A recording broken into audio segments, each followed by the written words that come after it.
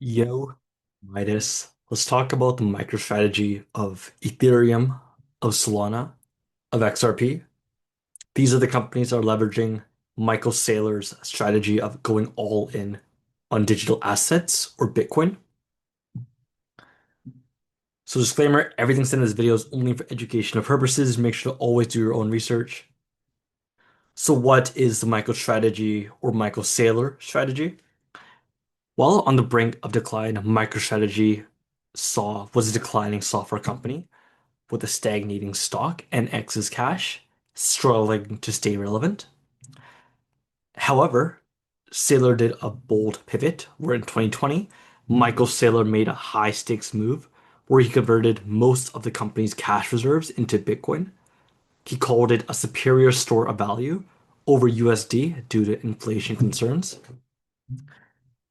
Well, it turns out there was a lot of backlash when he made this move, and a lot of people thought he was crazy for going all in on Bitcoin, which is known as sort of like a meme investment. It was around like 20, 30K at the time. Well, people are laughing, or he's laughing at them now, where there was a massive upside because that bold bet paid off. MicroStrategy now is the largest corporate holder of Bitcoin, holding close to around 500K, the most in the world, and its stock exploded alongside Bitcoin.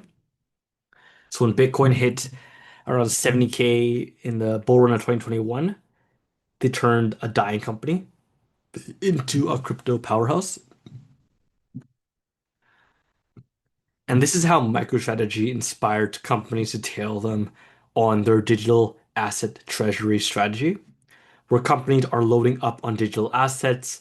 MicroStrategy's success showed that holding Bitcoin can massively outperform cash over time, where it inspired CFOs and CEOs to rethink their treasury management, where a lot of these upper management people just held cash because they believed that it's always good to have a liquid amount of assets out there, but they didn't realize that there's something even more liquid, which is Bitcoin, and would keep compounding every single year, increasing in value.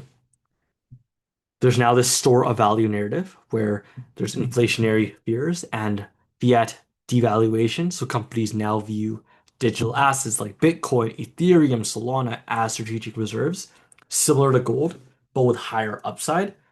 I think you could think of Bitcoin as basically digital gold, where we know that gold increases in value, but Bitcoin, it increases double its value every 4 years.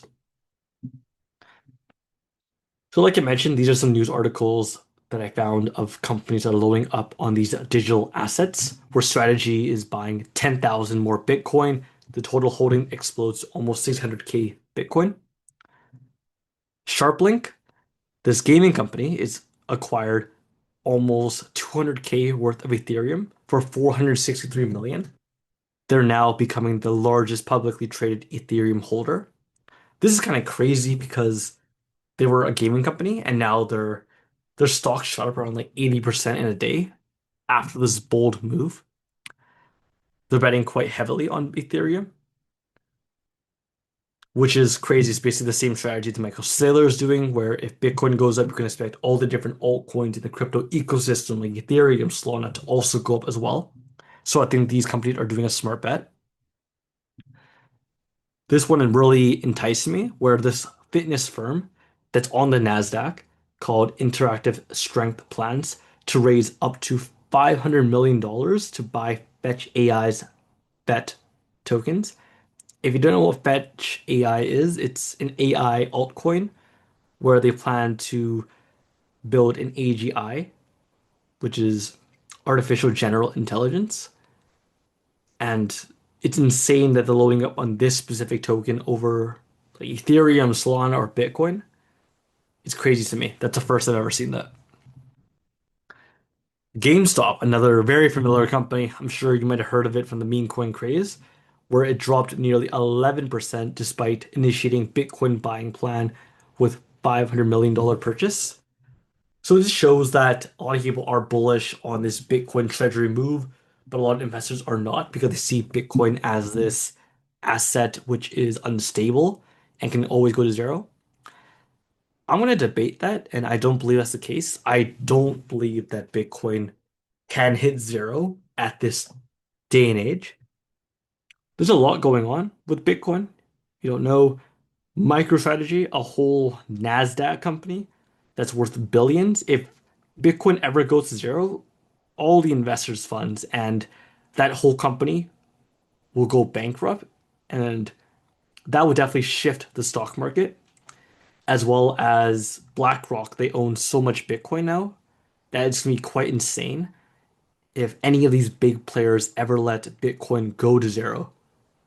Because I think we understand that in the financial markets, the big players control the assets they're investing in, and that includes Bitcoin. KULR, so a lot of big news about this company because they initiated a 1-for-8 stock split, which is quite crazy. And I think it's because of investors believing they don't have a lack of direction. And well, they announced this $300 million Bitcoin treasury, and a lot of investors do not like that. I think it's a bold move, and I do still believe in KULR because of this Bitcoin strategy where now the company is tied to Bitcoin. Same situation as MicroStrategy, where they were in a stagnant. The stock is like keeps going down. Well, what better way to, you know, make sure your company stays afloat by investing in this new asset that could double every 4 years?